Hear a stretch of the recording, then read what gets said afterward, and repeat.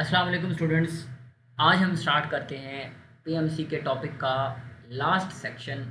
और इसमें हम देखते हैं कि transport in plants and animals किस तरह से होती है। उस बात को देखते हैं। Transport in animals and plants दोनों हमने देखनी है। तो सबसे पहला जो काम है वो है प्लांट्स के अंदर। ठीक है जी। तो हम देखते ये हैं कि प्लांट्स के अंदर किस तरह से अपटेक ऑफ वाटर मिनरल्स होता है by roots, then by xylem and by flow.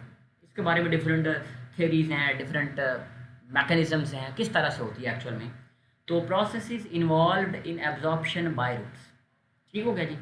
अच्छा, अब ये क्या है? Diffusion, facilitated diffusion, passive transport, active transport, osmosis, ये सारी चीज़ें इसमें टेक प्लेस हो रही होती हैं। ठीक हो गया जी।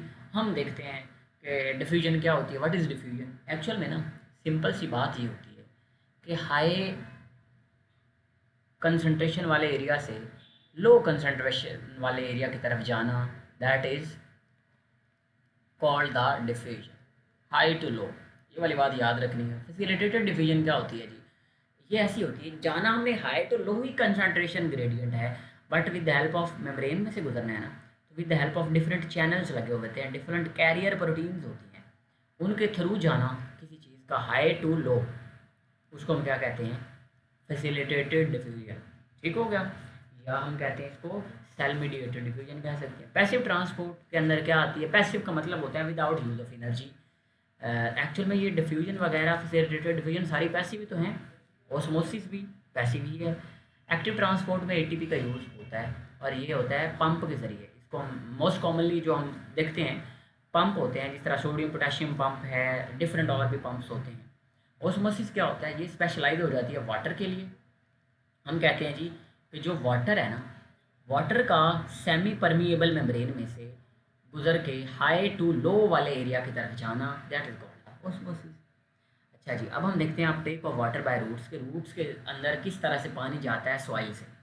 तो वाटर जो होता है वो पहले एपिडर्मल सेल के ज़रिए से कॉर्टेक्स में जाता है, कॉर्टेक्स से एंडोडर्मिस में जाता है।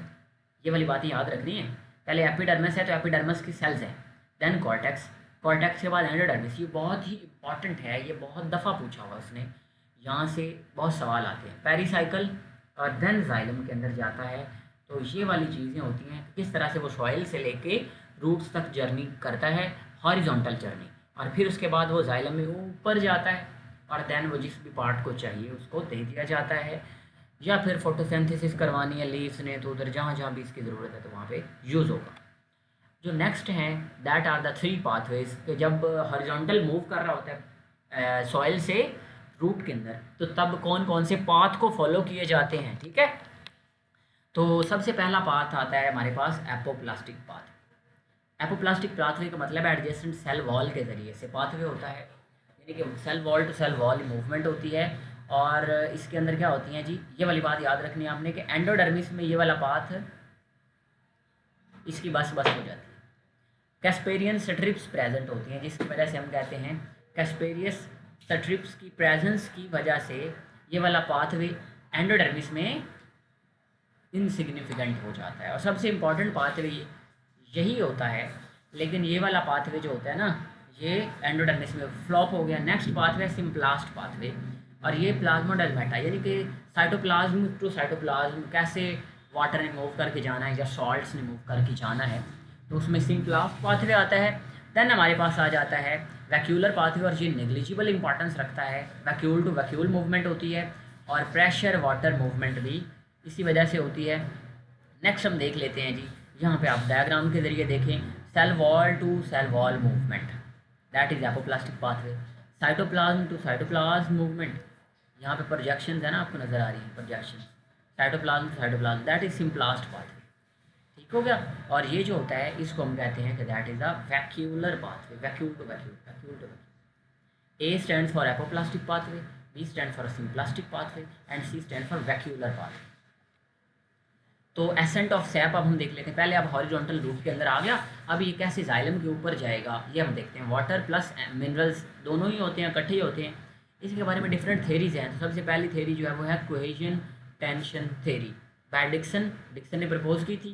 कोहेजन क्या होती है एक्चुअल में ना, कोहेजन हम कहते हैं attraction among same kind of molecules. जिस तरह से हम कहते हैं ना कि वाटर का एक मॉलिक्यूल है और दूसरा वाटर का मॉलिक्यूल, उसके दरमियान में जो अट्रैक्शन होती है ना ड्यू टू हाइड्रोजन बॉन्डिंग, अगर आपको याद हो हाइड्रोजन बॉन्डिंग वाटर में होती है, ठीक हो गया। तो ये कोहेजन है, सॉलिड चेन लाइक कॉलम बन जाता है इस कोहेजन की वजह से। और टेंशन क्या होती है, टेंशन कहते हैं ऊपर वाली फोर्स जो उसको ऊपर से खींच रही है, pull of water chain up to 200 metre by transpirational pull. तो इसको हम कहते हैं कि ये क्या है जी, ये इसके अंदर टेंशन होती है। एडहेजन की बात करें तो sticking of different types of molecules with the like water molecule जो होता है वो स्टिक करता है किसके साथ, water molecule will stick with the cellulose, ठीक हो गया। तो इसको हम कहते हैं कि that is called the adhesion. Different types of molecule का आपस में मिलना, अट्रैक्शन शो करना। तो स्ट्रॉन्ग जाइलम वॉल की हाई टेंसाइल स्ट्रेंथ होती है due to cellulose and lignin की टेंसाइल स्ट्रेंथ, यानी कि स्ट्रॉन्ग स्ट्रेंथ भी इसमें एक फैक्टर होता है। कोहेजन टेंशन थ्योरी के अंदर 4 चीज़ें हमने पढ़ी, cohesion, tension, adhesion and strength of the xylem wall, जिसकी वजह से क्यों होती है वो, ड्यू टू के सेल वॉल के अंदर लिग्निन एंड सेलुलोज प्रेजेंट होती है। नेक्स्ट बात है ट्रांसपेरेशनल पुल की, जो सबसे इम्पॉर्टेंट चीज़ है। ट्रांसपेरेशनल पुल असल में ना ये एक ऊपर की तरफ सकिंग फोर्स है। जैसे आप अगर बोतल पी रहे हैं तो आप पाइप के ज़रिए बोतल को सक करते हैं ऊपर की तरफ, ये एक ट्रांसपेरेशनल पुल है। ये कैसे जनरेट होती है, जब इवेपोरेशन होती है वाटर की, ठीक हो क्या। तो डे टाइम में जब लाइट प्रेजेंट होती है तो लाइट की वजह से ट्रांसपेरेशन होती है और वाटर का पोटेंशियल डिफरेंस डिक्रीज करता है। जाहिर है पानी जाएगा तो पोटेंशियल डिफरेंस उसका कम हो जाएगा, ठीक हो गया। तो क्या होगी कि ऑस्मोसिस ट्रांसपेरेशनल मतलब ऑस्मोसिस होना शुरू हो जाएगी और पानी जो है वो फिर नीचे से ऊपर मूव करेगा एक चेन के ज़रिए। नेक्स्ट जो है that is a root pressure, ठीक है। Root pressure secretion of salts and solutes in the xylem cell sap. अच्छा इसमें क्या होता है कि ये प्रेशर रूट की वजह से जनरेट होता है, जाइलम के अंदर सॉल्ट और सोल्यूट ऐड होते हैं, जिसकी वजह से वहाँ पे जो पानी पड़ा हुआ है उसका पोटेंशियल डिफरेंस डिक्रीज कर जाता है और ये कॉज होती है ऑस्मोसिस ऑफ वाटर की। अब क्या होता है, वाटर साइडों से उधर आ जाता है और सैप लेवल राइज करता है तो वाटर लेवल कम हो जाएगा, जिसकी वजह से वाटर वहाँ के मूव करेगा। तो ये मैक्सिमम भी 100 टू 200 किलो पास्कल तक जनरेट किया जा सकता है और मैक्सिमम 800 किलो पास्कल तक भी ये हो सकता है। तो गुटेशन क्या होती है, गुटेशन को हम एक्सुडेशन भी कहते हैं। गुटेशन जो है ना ये है वाटर ड्रॉपलेट्स का हाइड्रोथोड्स और स्पेशल ग्लैंड्स जिनके ज़रिए से एजिस से इसका रिमूव हो जाना, ठीक हो गया। स्पेशली ग्रास के अंदर और जो स्ट्रॉबेरी का प्लांट होता है उसके अंदर ये काम हो रहा होता है गुटेशन का, कि पानी के ड्रॉपलेट्स ना उनकी टिप के ऊपर नज़र आना शुरू हो जाते हैं। नेक्स्ट थ्योरी है इम्बिबिशन की और ये स्टैक्स ने दी थी 1874 में। वो क्या कहता है जी, वो कहता है जी कि एड्जॉर्प्शन ऑफ वाटर हो जाती है और स्वेलिंग अप हो जाती है हाइड्रोफिलिक सब्सटेंसेस, ठीक हो गया। Hydrophilic substances mean water loving substances की। अब ये कैसे होता है और कब होता है, जब सीड जर्मिनेट कर रहा होता है। एक्चुअल में ना जब सीड कोट होती है ना, सीड कोट अगर पानी को अब्जॉर्ब ना करे तो सीड की जर्मिनेशन ही ना हो, तो इम्बाइबेशन एक्चुअली फोर्स उस वक्त होती है, ठीक हो। और ये एक रिवर्सिबल प्रोसेस होता है, यानी कि पानी वापस भी जा सकता है। अब जो हमारी प्लांट के पोर्शन में अगर हम ट्रांसपेरेशनल पुल को देखें तो वाटर लॉस्ट हो जाता है ट्रांसपेरेशन के ज़रिए ऊपर से और इस तरह एक प्रॉपर चेन बनती है रूट से अपवर्ड, ठीक हो गया। तो ये है ट्रांसपेरेशनल पुल। अच्छा अब हम देखते हैं वाटर पोटेंशियल क्या होता है, ठीक हो गया। वाटर पोटेंशियल का मतलब क्या, पोटेंशियल हम कहते हैं actually ability to do work, potential. इसको साई डब्ल्यू यानी कि इसका ये वाला साइन होता है साई डब्ल्यू, इस तरह योग शो किया जाता है। Water molecule have kinetic energy more concentrated and more concentration हो जाएगी ना तो ज़्यादा काइनेटिक एनर्जी, जितना पानी ज़्यादा होगा उतनी इसकी काइनेटिक एनर्जी ज़्यादा होगी, सिंपल सी बात है। मॉलिक्यूल ज़्यादा हैं तो मॉलिक्यूल की काइनेटिक एनर्जी भी ज़्यादा है। Maximum for the pure water, pure water होगा तो ज़्यादा, सबसे ज़्यादा होगी प्योर वाटर में। और कितनी होगी, सबसे ज़्यादा कितनी होगी जी, 0। वाह क्या बात है। अच्छा वाटर पोटेंशियल के बाद हम बात करते हैं सोल्यूट पोटेंशियल की। अच्छा आपको पता है वाटर पोटेंशियल बढ़ जाए तो अब ये मैक्सिमम प्योर वाटर का है, अगर सोल्यूट ऐड करते जाए तो वाटर पोटेंशियल डिक्रीज होना शुरू हो जाता है, ठीक हो गया। ये वाली बात आपने याद रखनी है। यू कैन सी हेयर कि जैसे जैसे सोल्यूट बढ़ाते जाएंगे पानी कम होता जाएगा ना, पानी के मॉलिक्यूल्स की काइनेटिक एनर्जी कम होती जाएगी तो अल्टीमेटली वाटर पोटेंशियल भी कम होना शुरू हो जाएगा। यहाँ पे आप देख सकते हैं कि यहाँ पे सेमी परमेबल मेम्ब्रेन है, एक साइड पे सोल्यूट है और एक साइड पे प्योर वाटर है। अब ये देखिए यहाँ से यहाँ पे मूव करके जाना यही तो ऑस्मोसिस है। ट्रांसपेरेशन आप देख सकते हैं, small opening on the under side of leaves, जो कि स्टोमेटाइन के ज़रिए पानी बाहर चला जाता है in the presence of sunlight, जब फोटोसिंथेसिस हो रही होती है। जबकि म्यूटेशन या एक्सुडेशन स्पेशल टाइप के पोर होते हैं लीव्स के अंदर, जो कि हाइडेथोड्स कहलाते हैं, उनके ज़रिए होती है। ठीक हो गया। अब जो हमारा लास्ट पार्ट है इस ट्रांसपोर्ट ऑफ फूड के अंदर, यानी कि जो हमारी प्लांट के अंदर ट्रांसपोर्ट है उसके अंदर, वो है ट्रांसपोर्ट ऑफ फूड। ठीक हो गया। अब ट्रांसपोर्ट ऑफ फूड करवाते कौन है? सबसे पहले तो आपको ये पता होना चाहिए, ये करवाते हैं phloem. Okay, phloem are the outer side, present कहाँ पे होते हैं? Primary and secondary vascular vessels. जो जाइलम होते हैं ना, एक्चुअल में ये अंदर होते हैं और बाहर इनके फ्लोएम होता है, जो कि फूड के डाइजेशन, फूड की ट्रांसपोर्ट करवाता है। ठीक हो गया। Constitute the inner bark. Components इसके अंदर क्या होते हैं? कि सीव एलिमेंट्स होते हैं। सीव एलिमेंट्स नॉन लिविंग होते हैं, इसके अंदर कोई न्यूक्लियस नहीं होता। एक्चुअल में ना ये मरना शुरू हो जाते हैं, मरते मरते मरते मरते एक प्रॉपर ट्यूब बनाते हैं जिसके ज़रिए फूड ट्रांसपोर्ट करती है। ठीक हो गया। इसके साथ कुछ कंपेनियन सेल्स होते हैं, इसके साथी के सेल्स लगे होते हैं। ठीक हो गया। कंपेनियन का दोस्त को कहते हैं ना, तो दोस्त सेल क्या करते हैं? नरिशमेंट इनको देते हैं, खाना शाना, शाबा शाबा शाबा शाबा काम करें, इस तरह से ये वाले सेल्स इनको हेल्प करते हैं, सीव सेल्स को। ठीक हो गया। और इसके अंदर पैरेनकाइमा सेल्स होते हैं जो स्टोरेज करवाते हैं। पैरन को आप इस तरह से याद रखते हैं कि जैसे पीर साहब होते हैं ना, वो हमेशा कुछ मांग ही रहे होते हैं, उनका पेट नहीं कभी भरता, तो वो स्टोरेज ही करा रहे होते हैं। फाइबर सक्लेराइड्स वगैरह होते हैं। मूवमेंट ऑफ फूड जो होती है हमेशा सोर्स से सिंक की तरफ होती है, ये वाली बात याद रखनी है आपने, बहुत इंपॉर्टेंट बात है। इसके बाद इसकी कुछ पैसिव थेरीज हैं, इसको हम कहते हैं कि डिफ्यूजन थेरी, 1 मीटर पर 8 आवर्स, 8 ईयर्स। पैसिव थेरी कहती है कि 1 मीटर अगर ऊपर जाना है तो 8 साल लग जाते हैं, but normal is the 1 metre per our.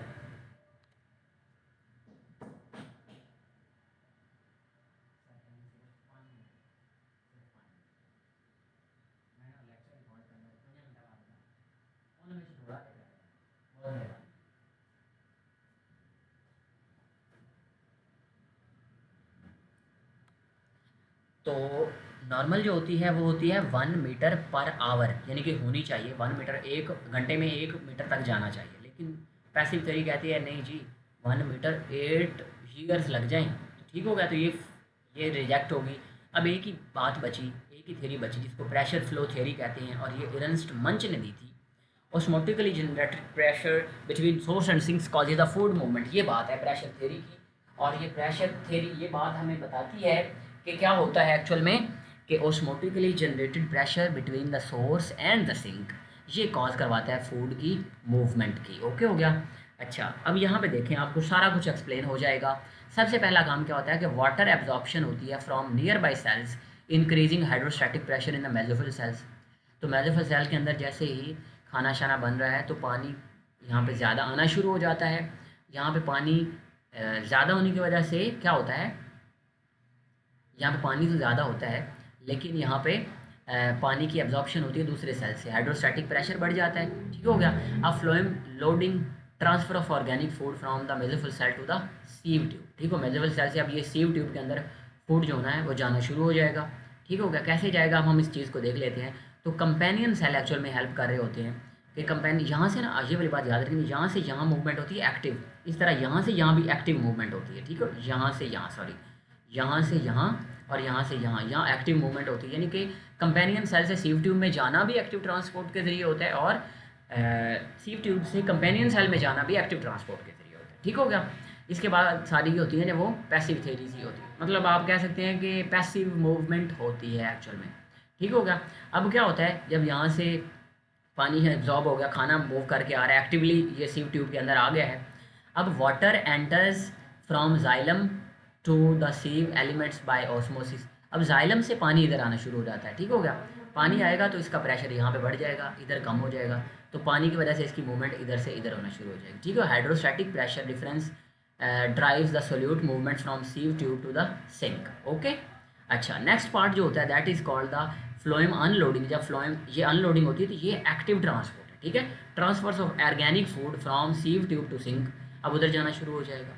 ठीक है। और वाटर क्या करता है, क्योंकि यहाँ पे अब देखिए ये एक्टिवली उधर चला गया तो पानी वापस का वापस इधर आ जाता है जाइलम वेसल में ऑस्मोसिस के ज़रिए और ट्रांसपायरेशनल पुल। देखें ना, पानी देखिए ऊपर ज़्यादा होने की वजह से और नीचे कम होने की वजह से, यहाँ पे ज़्यादा होने की वजह से, कम होने की वजह से एक पोटेंशियल जनरेट हो गया एक्चुअली, जिसकी वजह से ये मूवमेंट होती है। मतलब यहाँ पे सोल्यूट ज़्यादा होना शुरू हो जाएगा ना, पानी कम होना शुरू हो जाएगा। यहाँ से एक्टिवली ट्रांसपोर्ट किया जाए, यहाँ पे अब जाइलम, इसके ज़रिए जाइलम में पानी आएगा। देखें यहाँ पे सोल्यूट कंसनट्रेशन ज़्यादा होती है ना, वाटर ऑटोमेटिकली आ जाता है उधर, पानी ज़्यादा आ गया, पोटेंशियल ज़्यादा होगा, पोटेंशियल ज़्यादा होने के बाद पोटेंशियल ऐसे ही मेंटेन होता है। जब एक्टिवली ये फूड आगे चला गया तो यहाँ पे तो पानी बहुत ज़्यादा हो गया ना, बच गया पानी, ठीक है, तो पानी ये वाला इधर आ जाता है। ओके, तो ये थी हमारी मैस फ्लो हाइपोथेसिस भी कहते हैं। बाकी जो इसका अंदर है हमारा ट्रांसपोर्ट इन एनिमल्स की अगर बात करें तो उसमें हमारे पास डिफरेंट पार्ट्स होते हैं। एक को हम कहते हैं CVS, cardiovascular system, heart and blood vessel का सिस्टम, ठीक हो गया। और क्या होता है, लिम्फेटिक सिस्टम, इम्यून सिस्टम, ठीक हो गया। अब हम बात कर लेते हैं इसके अंदर हार्ट की आउटर कवरिंग होती है और लेयर्स इसकी होती हैं, epicardium, myocardium and endocardium, 3 layers होती हैं, ठीक है। अब ये पेरिकार्डियम जो होती है ना एक्चुअली, ये इसकी प्रोटेक्टिव शीट है, और बाकी इसकी 3 लेयर्स हैं, ठीक है। एपिकार्डियम, मायो और एंडो, आउटर मोस्ट एपी, दरमियान वाली मायो और अंदर वाली एंडो, ठीक हो गया। अब हम बात कर लेते हैं चैम्बर्स की। तो 2 atria and 2 ventricle are present, यहाँ पे आपको नजर आ रहे हैं, ये एट्रिया हैं, ये और ये 2 वेंट्रिकल हैं, ठीक होगा। वॉल्व की बात करें तो राइट साइड पे ट्राइकप्सिड वॉल्व होता है, ये जो राइट वाला है ना, इसके 3 फ्लैप्स होते हैं, इसको ट्राइकस्पिड वॉल्व कहते हैं, कप्सिड, ठीक हो गया। और जो लेफ्ट साइड होता है ना, उसको बायकस्पिड कहते हैं, कस्पिड। माइट्रल वॉल्व भी इसी का नाम होता है, ठीक हो गया। अच्छा, इस तरह सेमिल्यूनर वॉल्व होते हैं जो यहाँ पे है base of aorta and pulmonary arteries के ऊपर भी मौजूद होते हैं। अच्छा, ये होती है ऑब्जर्वेशन इंसान की, ये पल्मोनरी वेन्स है ना, पल्मोनरी वेन्स 2 इधर है या 2 इधर है, 4 होती हैं, ये बात याद रखनी। ये 2020 का NMD कैट का MCQ है, पल्मोनरी वेन्स 4 होती हैं और पल्मोनरी आर्टरीज 2 होती हैं, ठीक है। तो नेक्स्ट अगर हम इस पार्ट की बात करें तो सर्कुलेशन कितनी टाइप की हो सकती है, एक को हम कहते हैं पल्मोनरी सर्कुलेशन, एक को हम कहते हैं सिस्टमिक सर्कुलेशन एंड एक को हम कहते हैं कोरोनरी सर्कुलेशन, ठीक हो गया। अच्छा, अब इसका मतलब क्या है, पल्मोनरी सर्कुलेशन का मतलब है हार्ट से लंग्स में ब्लड का जाना, और इसमें कौन सा हार्ट का पोर्शन इन्वॉल्व होता है, जो कि राइट पोर्शन कहलाता है, जिसमें डीऑक्सीजनेटेड ब्लड होता है, ठीक हो गया। सिस्टमिक सर्कुलेशन का मतलब है हार्ट से पूरी बॉडी में जाना, और हार्ट से पूरी बॉडी में लेफ़्ट साइड भेजती है, और जो लेफ़्ट साइड होती है ना, एक्चुअल में हम कहते हैं कि ये पूरी बॉडी को प्रोवाइड करती है क्या, ऑक्सीजनेटेड ब्लड, ठीक हो गया जी। अच्छा, इसके बाद हम कहते हैं कोरोनरी सर्कुलेशन क्या होती है। कोरोनरी सर्कुलेशन हम कहते हैं कि हार्ट के अपने मसल को भी तो भाई काम करने के लिए कुछ चाहिए ना, तो अपनी जो उसकी सर्कुलेशन है उसको पल्मोनरी सर्कुलेशन कहते हैं, और इसमें कोरोनरी आर्टरीज इन्वॉल्व होती हैं और coronary veins involve. 4 pulmonary veins जो कि मैंने बताया MCQ इंपॉर्टेंट है, और 2 पल्मोनरी आर्टरीज, ये वाली बातें आपने याद रखनी है। बाकी हम नेक्स्ट पोर्शन में कंटिन्यू रखते हैं।